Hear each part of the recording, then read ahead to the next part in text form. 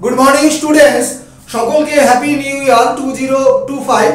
तो देखो आजकेर क्लासेर टपिकटा मूलत যারা ডব্লিউবিসিএস অ্যাসপিরেন্ট আছে তাদের জন্য এবং পিএসসির মাধ্যমে 2025 এ আবারও ক্লার্কশিপ एग्जाम হবে। সকলেই জানো শর্ট নোটিশ বেরিয়ে গেছে, সেখানে 30 নম্বর কিন্তু ইংলিশ থাকে। তো এই টপিকগুলো যদি আমি কভার দিতে পারি ওই পরীক্ষাটাও তোমরা অবশ্যই ভালো স্কোর করে আসতে পারবে। তো দেখো ডব্লিউবিসিএস এর 200 নম্বরের মধ্যে প্রিলিমসে 100 মার্ক সেটা আমি নিজে পড়াই, ইংরেজি 25, ইতিহাস 50 জানো, আর জিওগ্রাফি 25।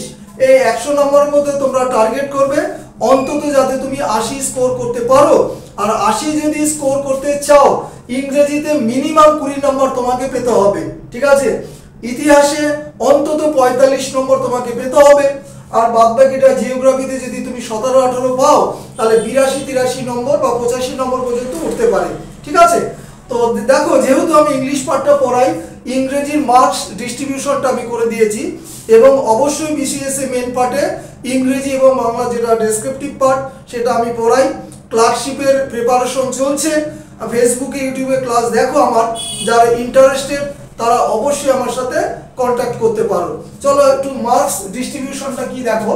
মূলত 15টা টপিক আমি এখানে বেছে নিয়েছি, মানে ডব্লিউবিসিএস ইংরেজিতে যে 25 নম্বর থাকে, তো মার্কস একটু এদিক ওদিক হতে পারে। সিনোনিমস 2 এটা মার্কস, কিন্তু ডান দিকে এটা মার্কস।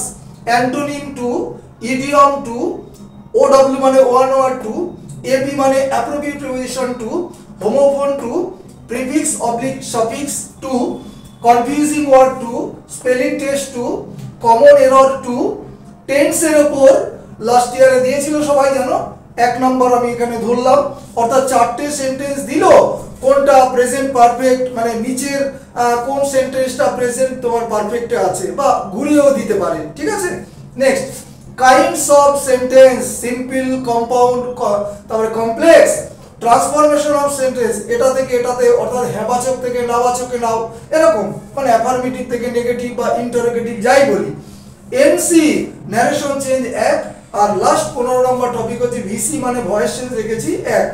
তো যাই হোক এই হচ্ছে ইংরেজির উপর 15টা টপিক আমি দিলাম, যার উপর একটা সম্ভাব্য মার্কস কিরকম হতে পারে এইভাবে দিলাম।